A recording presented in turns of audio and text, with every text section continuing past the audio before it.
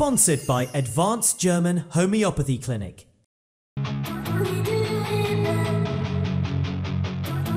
I'm Dr. Manoj Pujar, MD Homeopath, Classical Homeopath, Advanced German Homeopathy Clinic, Varicose Ulcer and Diabetic Wound Care Center.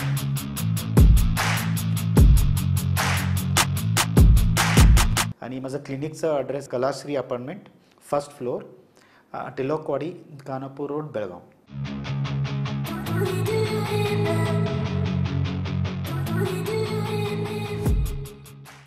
नमस्कार, मी Amit Kolekar. Tarun Bharat news बुलेटिनमध्ये आपल्या सर्वांचं स्वागत. आता पाहूयात आजच्या ठळक बातम्या. बेळगावातील भूतरामनहट्टी येथील कित्तूर आणि चन्मा मिनी संग्रहालयात तब्बल 28 काळविटांचा मृत्यू झाल्याची धक्कादायक घटना समोर आली आहे. 13 नोव्हेंबर रोजी 8 आणि 15 नोव्हेंबर रोजी आणखी 20 हाणांच्या प्रजातीमधील काळविटांचा मृत्यू झाल्याची नोंद झाली असून अल्पावधीत झालेल्या या मोठ्या प्रमाणातील मृत्यूमुळे व्यवस्थापनावर गंभीर प्रश्नचिन्ह निर्माण झाले आहेत. मृत्यूचे नेमके कारण अद्याप अस्पष्ट असले तरी प्राथमिक तपासात बॅक्टेरियल इन्फेक्शनचा संशय व्यक्त केला जात आहे. दूषित पाणी, संसर्गजन्य रोग आणि आहारातील त्रुटी ही शक्य तत्वे असून याबाबतची तपासणी सुरू आहे.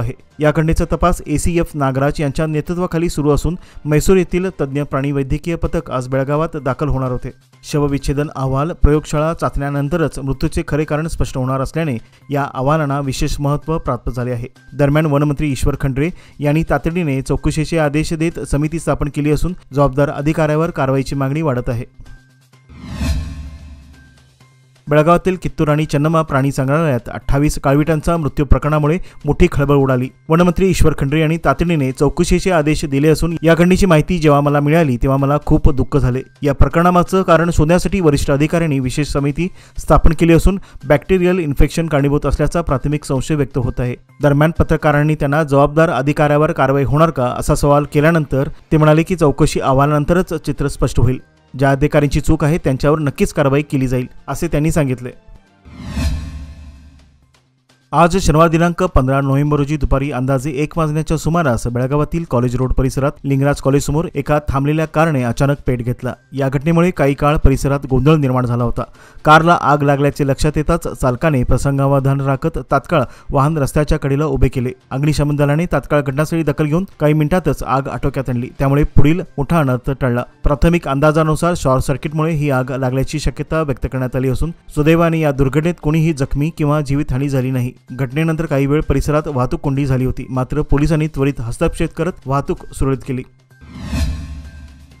बेळगावातील सुवर्ण विधानसौध येथे 8 ते 19 डिसेंबर दरम्यान होणाऱ्या हिवाळी अधिवेशनाची तयारी जोरात सुरू असून वाढत्या खर्चावर नियंत्रण ठेवणे हे जिल्हा प्रशासनासमोरील प्रमुख आव्हान बनले आहे. या 10 दिवसीय अधिवेशनासाठी सुमारे 8500 प्रतिनिधी, मुख्यमंत्री, मंत्री, आमदार, विधान परिषद सदस्य, वरिष्ठ अधिकारी व पत्रकार आदी सहभागी होणार आहेत. निवासाची मोठी तयारी अधिवेशन काळात वाढलेल्या मागणीचा विचार करून शहरातील 95 विश्रामगृहातील 3500 खोल्या आरक्षित करण्यात आल्या आहेत. त्यासोबतच 25 पेक्षा अधिक अपार्टमेंट्स, मॅरेज हॉल व सरकारी विश्रामगृहे मिळून 200हून अधिक ठराविक घरे ही निवासासाठी निश्चित करण्यात आली आहेत. खर्चवाढीची प्रमुख कारणे मागील अधिवेशनाच्या तुलनेत निवास व हॉल भाड्याचे दर तब्बल 10% वाढले असून याचा थेट परिणाम अधिवेशनाच्या खर्चावर होत आहे. प्रशासनाच्या प्राथमिक अंदाजानुसार एकूण खर्च 10% ते 20% वाढण्याची शक्यता असून यंदाचा खर्च रुपये 20 कोटीच्या आसपास जाऊ शकतो. याचा परिणाम म्हणून बेळगावातील वसतिगृह, लॉज व हॉटेल दरामध्ये मोठी वाढ झाल्याचे दिसून येत आहे. प्रशासन खर्च मर्यादित ठेवण्यासाठी वेगवेगळे पर्याय शोधत आहेत. शहरात मात्र अधिवेशनाची लगबग वाढली असून संपूर्ण यंत्रणा तयारीत गुंतलेली दिसून येत आहे.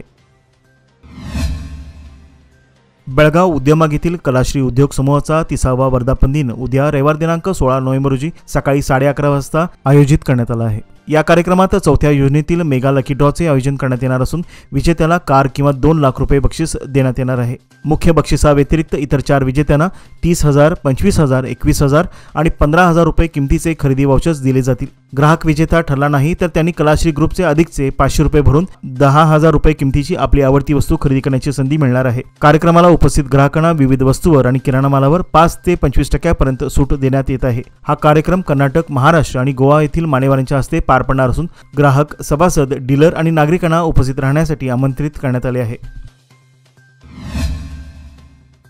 दुरुस्ती व देखभालीच्या कामामुळे 110 केव्ही उद्यमभाग व 23/11 उपकेंद्र RM1 वितरण केंद्रावरून वीज पुरवठा करणाऱ्या भागाचा वीज पुरवठा रविवार दिनांक 16 रोजी सकाळी 10 ते सायंकाळी 5 वाजेपर्यंत खंडित केला जाणार आहे.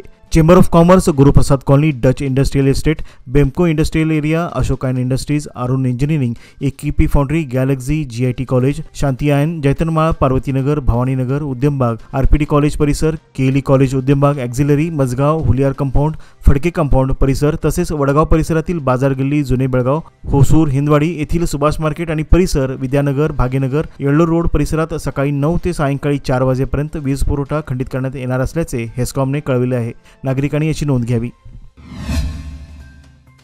बेंगलोर येथील विकास सौध येथे राष्ट्रीय महामार्ग प्राधिकरणाद्वारे हाती घेण्यात आलेल्या विविध विकास कामाबाबत तसेच प्रलंबित भूसंपादन प्रक्रियेबाबत केंद्र सरकार व राज्य सार्वजनिक बांधकाम विभागाच्या वतीने आयोजित संयुक्त व्हिडिओ कॉन्फरन्सद्वारे आढावा बैठक पार पडली. सार्वजनिक बांधकाम विभाग मंत्री सतीश जारकिहोळी यांच्या उपस्थितीत झालेल्या या बैठकीत सद्यस्थितीत सुरू असलेल्या कामांची गती, भूसंपादनासंबंधी समस्या यांचे सविस्तर परीक्षण करण्यात आले. तसेच प्रकल्प वेगाने पूर्ण व्हावेत यासाठी प्रभावी उपाययोजना तातडीने राबवण्याचे निर्देश संबंधित अधिकाऱ्यांना देण्यात आले. शहरातील वाढत्या वाहन संख्येमुळे पार्किंगची समस्या गंभीर बनत चालली आहे. विशेषतः महाविद्यालय परिसरात विद्यार्थी व स्टाफकडूनच रस्त्यावरच गाड्या पार्क करत असल्याने वाहतूक कोंडीची समस्या निर्माण होत आहे. या पार्श्वभूमीवर पोलीस आयुक्त भूषण बोरसे यांच्या अध्यक्षतेखाली महाविद्यालय प्रमुखांची बैठक पार पडली. या बैठकीत महाविद्यालयाच्या आवारातच वाहनतळाची व्यवस्था करण्यात यावी अशी स्पष्ट सूचना आयुक्तांनी दिली आहे. या संदर्भात उद्या सर्व महाविद्यालयांना अधिकृत पत्रही पाठवण्यात येणार आहे. विद्यार्थ्यांनी व स्टाफने आपली वाहने रस्त्याऐवजी कॉलेज आवारात अन्यथा तळमजल्यावर पार्क करावीत असे निर्देश देण्यात आले आहेत. त्याचप्रमाणे अल्पवयीन विद्यार्थी दुचाकी चालवत असताना आढळल्यास त्यांच्या पालकावर तक्रार दाखल केली जाणार आहे असा गंभीर इशाराही देण्यात आला आहे. मोडिफाईड सायलेन्सर लावलेल्या गाड्यावरही कारवाई करण्यात येणार असून या वाहनांची तपासणी केली जाणार आहे. महाविद्यालयांनी सुरक्षा रक्षकांची नेमणूक करून त्यांना योग्य प्रशिक्षण देणे बंधनकारक असल्याचेही पोलीस आयुक्तांनी स्पष्ट केले. शहरातील वाहतूक शिस्तबद्ध आणि सुरक्षित राहावी यासाठी हा निर्णय महत्त्वाचा मानला जात आहे.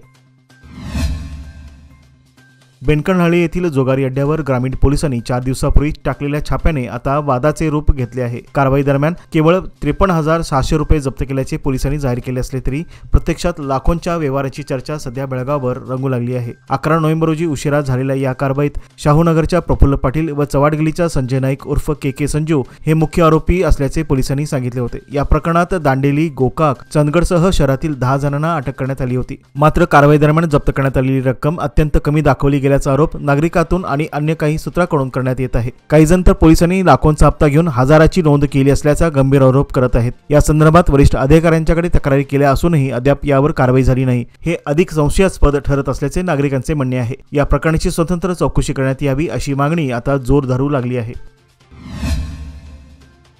कर्नाटक राज्याच्या जलसंपत्तीचे महत्त्व, ऐतिहासिक पार्श्वभूमी, सध्याच्या समस्या आणि भविष्यातील योजना यावर आधारित नीरीन हेज्जे हे पुस्तक विधानसौधमधील बँक्वेट हॉलमध्ये मुख्यमंत्री सिद्धरामय्या यांच्या हस्ते आज प्रकाशित करण्यात आले. हे पुस्तक राज्याचे जलसंपदा मंत्री व उपमुख्यमंत्री डी.के. शिवकुमार यांनी लिहिले असून जलसंपदा विभाग, कर्नाटक नदी सिंचन महामंडळ, कृष्णा भाग्य जल निगम, कावेरी सिंचन महामंडळ आणि विश्वेश्वरय्या जल निगम यांच्या संयुक्त विद्यमाने प्रकाशित करण्यात आले आहे. प्रकाशन सोहळ्यास मंत्री एच.के. पाटील, एस.एन. बोसराजू, कृष्णा भैरेगौडा, लक्ष्मी हेब्बाळकर, मधु बंगारप्पा यांच्यासह शासनाचे विविध अधिकारी आणि मंत्री, जनप्रतिनिधी उपस्थित होते.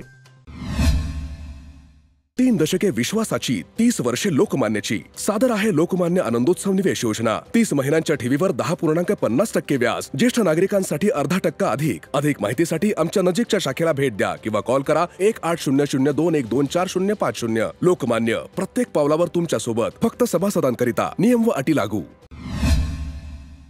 बेळगाव शहरातील टीव्ही सेंटर येथील ड्रेनेज चेंबर दुरुस्तीच्या कामादरम्यान एक आंब्याचे झाड तोडले गेल्याची माहिती समोर आली आहे. ही माहिती वन खात्याच्या अधिकाऱ्यांना आणि कर्मचाऱ्यांना मिळताच त्यांनी तातडीने हस्तक्षेप केला. ड्रेनेज चेंबर दुरुस्तीपूर्वी स्वच्छता कामासाठी वापरण्यात आलेले पोकलँड मशीन वन खात्याने जप्त केले आहे. या प्रकरणी संबंधित ठेकेदार आणि पोकलँड मशीनच्या मालकाविरुद्ध कारवाई करण्यात येणार असल्याची माहिती प्राप्त झाली आहे. वन खात्याने घेतलेल्या वेगवान कारवाईमुळे घटनास्थळावर तातडीने योग्य उपाययोजना करण्यात आल्या. हे प्रकरण वन्यजीव संवर्धनाच्या दृष्टीने महत्त्वाचे असून संबंधितांच्या विरोधात कठोर कारवाई करण्याची मागणी आता केली जात आहे. खानापूर येथील माऊलीनगर येथील सिरॅमिक कामगार वसाहतीचे उतारे पुन्हा नोंद करण्यात यावेत. या मागणीसाठी येथील सिरॅमिक कामगार संघटना आणि रयत संघ यांच्या वतीने तहसीलदार व नगरपंचायत कार्यालयावर मोर्चा काढण्यात आला.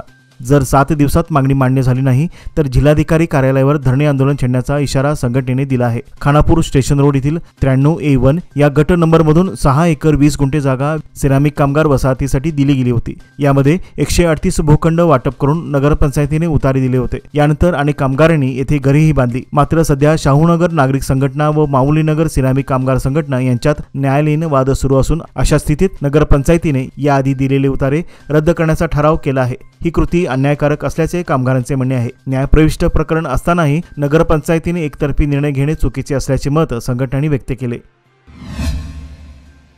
बेळगाव तालुक्यातील बेळगुंदी येथील बालवीर सोशल फाउंडेशन संचलित बालवीर विद्यानिकेतन शाळेत बालदिन मोठ्या उत्साहात साजरा करण्यात आला. लेझिम आणि ढोल ताशांच्या गजरात विद्यार्थ्यांचे स्वागत केल्यानंतर अध्यक्ष शंकर चौगुले यांच्या हस्ते पंडित जवाहरलाल नेहरू यांच्या प्रतिमेला पुष्पहार अर्पण करून आदरांजली वाहण्यात आली. कार्यक्रमात चैत्राली बेळगावकर हिने गीत तर पूर्वी कंगाळकर आणि तनिष्का गुरव यांनी कथा सादर केल्या. भक्ती बाळेकुंद्री, श्रावणी उघाडे आणि आदिती पाटील यांनी स्वरचित कवितेचे वाचन केले. प्रमुख अतिथी सिद्धेश्वर तोरकेवाडकर आणि SN जाधव यांनी विद्यार्थ्यांना मार्गदर्शन करून प्रोत्साहन दिले. इयत्ता 1ली ते 8वीच्या विद्यार्थ्यांनी नाटक, गीत, नृत्य आणि विविध खेळांच्या माध्यमातून उपस्थितांना मंत्रमुग्ध केले. यामध्ये शिक्षकांनीही उत्स्फूर्तपणे सहभाग घेतला होता. या दरम्यान इयत्ता 10वीच्या विद्यार्थ्यांनी शाळेमध्ये पाणीपुरी, पॉपकॉर्न, भडंग, भेळ, कोकम सरबत यासह विविध खाण्याच्या पदार्थांचे स्टॉल लावून व्यवसायाचे धडे घेतले. या पदार्थांचा विद्यार्थ्यांनी मनसोक्त आस्वाद घेत कार्यक्रम यशस्वी केला. या प्रसंगी रेखा शापूरकर, मंगल पाटील, राजू मुजावर यासह इतर सर्व शिक्षक वर्ग आणि विद्यार्थी मोठ्या संख्येने उपस्थित होते. बेनकनहळ्ळी येथील सरकारी मराठी प्राथमिक शाळेत काल शुक्रवारी 14 नोव्हेंबर रोजी बालदिनाच्या निमित्ताने बालक, पालक आणि शिक्षक यांचे शैक्षणिक संमेलन मोठ्या उत्साहात पार पडले. कार्यक्रमात विद्यार्थ्यांच्या सर्वांगीण विकासासाठी शिक्षणात सामूहिक सहभागाचे महत्त्व अधोरेखित करण्यात आले. कार्यक्रमाच्या अध्यक्षस्थानी शाळा विकास व्यवस्थापन समितीच्या अध्यक्ष रेणुका देसुरकर या होत्या. प्रमुख अतिथी म्हणून प्राध्यापिका राजश्री नाईक, निवृत्त मुख्याध्यापक प्रकाश बेळगोंदकर, माजी विद्यार्थी संघटनेचे अध्यक्ष परेशराम पिसाळे व कार्यदर्शी यल्लाप्पा देसुरकर उपस्थित होते. मुख्याध्यापिका AP होबो यांनी प्रास्ताविक केले. पंडित जवाहरलाल नेहरू तसेच सरस्वती फोटो पूजनाने आणि दीप प्रज्वलनाने कार्यक्रमाची सुरुवात झाली. प्राध्यापिका राजश्री नाईक यांनी बालक, पालक, शिक्षक आणि लोकप्रतिनिधी यांनी एकत्रितपणे काम केल्यास ग्रामीण भागातील शाळांचा शैक्षणिक दर्जा निश्चितच उंचावू शकतो असे प्रतिपादन केले. कार्यक्रम यशस्वी करण्यासाठी शाळेतील शिक्षक, पालक आणि विद्यार्थ्यांनी विशेष परिश्रम घेतले. बेळगाव शहरातील मराठी विद्यानिकेतन शाळेत बालदिन मोठ्या उत्साहात साजरा करण्यात आला. यावेळी प्रमुख पाहुण्या माधुरी पाटील यांनी पंडित जवाहरलाल नेहरू यांच्या प्रतिमेला पुष्पहार अर्पण करत त्यांच्या जीवन प्रवासाबद्दल विद्यार्थ्यांना मार्गदर्शन केले.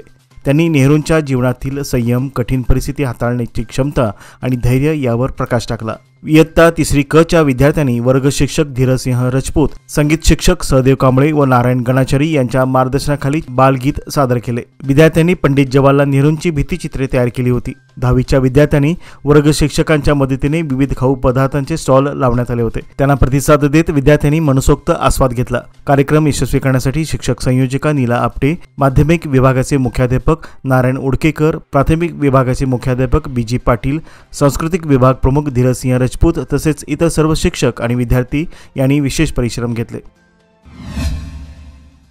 बेंगळूर येथील तिरुवनहळ्ळी येथील संप्रसिद्धी मैदानावर अंध महिलांसाठी आयोजित करण्यात आलेल्या T20 विश्वचषक क्रिकेट स्पर्धेला शानदार प्रारंभ झाला. या उद्घाटनाप्रसंगी भारत आणि नेपाळ यांच्यामधील पहिला सामना रंगला. समर्थनम दिव्यांग संस्था आणि cricket association for the blind in India यांच्या संयुक्त विद्यमाने ही स्पर्धा आयोजित करण्यात आली असून अंध महिलांना आंतरराष्ट्रीय पातळीवर क्रिकेटमध्ये संधी देण्याचा उद्देश यामागे आहे. उद्घाटन प्रसंगी दोन्ही संघाच्या खेळाडूंना महिला आणि बाल विकास मंत्री लक्ष्मी हेब्बाळकर यांनी हस्तोलंदन करून प्रोत्साहित केले. या प्रसंगी समर्थनम ट्रस्टचे संस्थापक डॉक्टर महांतेश यांच्यासह अनेक मान्यवर उपस्थित होते. ही स्पर्धा अंध महिलांच्या खेळ कौशल्याचे दर्शन घडवत असून समाजात सकारात्मक संदेश देणारी ठरत आहे. जम्मू आणि काश्मीरमधील नौगाम पोलीस स्टेशन परिसरात मोठा अपघाती विस्फोट झाला आहे. या स्फोटात आतापर्यंत 9 जणांचा मृत्यू झाला असून 29हून अधिक नागरिक जखमी झाल्याची माहिती समोर आली आहे. काल शुक्रवार दिनांक 14 नोव्हेंबर रोजी रात्री 11:30च्या सुमारास श्रीनगरमधील नौगाम पोलीस स्टेशनच्या परिसरात हा अपघाती विस्फोट झाला, ज्यामुळे परिसरातील इमारतीचे मोठे नुकसान झाले असून इमारतीच्या काही भागांना आग लागली. प्रत्यक्षदर्शी आणि परिसरातून मिळालेल्या CCTV फुटेजनुसार शुक्रवारी रात्री हा परिसर मोठ्या स्फोटाने हादरला, ज्यामुळे धुराची लोट आणि ज्वाळा हवेत पसरल्या होत्या. स्फोटात जखमी झालेल्या पोलीस कर्मचाऱ्यांना तातडीने रुग्णालयात हलवण्यात आले. बेळगाव येथील शिवबसवनगर परिसरातील श्री ज्योतिबा मंदिरात उद्या रविवार दिनांक 16 नोव्हेंबर रोजी सायंकाळी भव्य स्वरूपात दीपोत्सव सोहळ्याचे आयोजन करण्यात आले आहे। या निमित्ताने संपूर्ण मंदिर परिसर 5000 दिव्यांनी उजळून टाकण्याचा संकल्प मंदिर समितीने केला आहे। या दीपोत्सवाला सायंकाळी 6 वाजल्यापासून सुरुवात होणार असून दीपोत्सव झाल्यानंतर संध्याकाळी 7 वाजता महाआरती तसेच रात्री 8 वाजता महाप्रसादाचे आयोजन करण्यात आले आहे। सर्व भाविकांनी यामध्ये सहभाग घेऊन सहकार्य करावे असे आवाहन मंदिर समितीने केले आहे।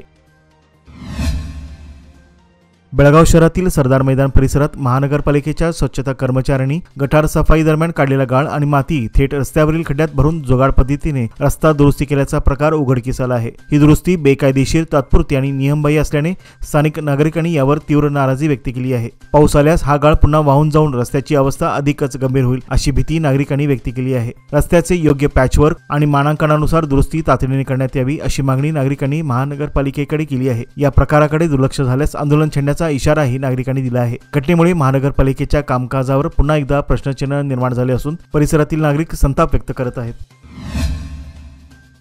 पर्यावरण तज्ञ वृक्षमाता म्हणून ओळखल्या जाणाऱ्या पद्मश्री पुरस्कार विजेत्या सालुमारदा थिम्माक्का यांचे काल शुक्रवारी निधन झाले। मृत्यूसमयी त्या 114 वर्षाच्या होत्या। आजवर त्यांनी 8000हून अधिक झाडं लावली आहेत। मिळालेल्या माहितीनुसार थिम्माक्का काही दिवसापासून आजारी होत्या। बेंगळुरू येथील एका खासगी रुग्णालयात त्यांच्यावर उपचार सुरू होते, जेथे त्यांनी अखेरचा श्वास घेतला। थिम्माक्का यांचे निधन हे देशाच्या पर्यावरण चळवळीचे मोठे नुकसान आहे। वृक्षमाता आणि झाडांची आई म्हणून ओळखल्या जाणाऱ्या सालुमारदा थिम्माक्का हे नाव भारतात पर्यावरण संवर्धनाचे समानार्थी बनले आहे। कर्नाटकातील या महान व्यक्तीने कोणतेही औपचारिक शिक्षण न घेता पूर्ण समर्पणाने शेकडो झाडे लावली आणि स्वतःच्या मुलाप्रमाणे त्यांचे संगोपन केले। त्यांच्या निधनाने एका युगाचा अंत झाला, परंतु निसर्गावरील त्यांचे अढळ प्रेम आणि उल्लेखनीय कार्य येणाऱ्या पिढ्यांसाठी अमूल्य प्रेरणादायक आहे। त्यांच्या या कार्यामुळे त्यांना राष्ट्रीय आणि आंतरराष्ट्रीय स्तरावर मान्यता मिळाली होती। याचबरोबर आजचे बातमीपत्र येथे संपले। अधिक माहिती आणि ताज्या घडामोडीकरता पाहत रहा तरुण भारत न्यूज चॅनल। तसेच आमच्या चॅनलला लाईक, शेअर आणि सबस्क्राईब करायला विसरू नका। विश्वासार्ह बातम्यांसाठी दररोज वाचा दैनिक तरुण भारत। धन्यवाद।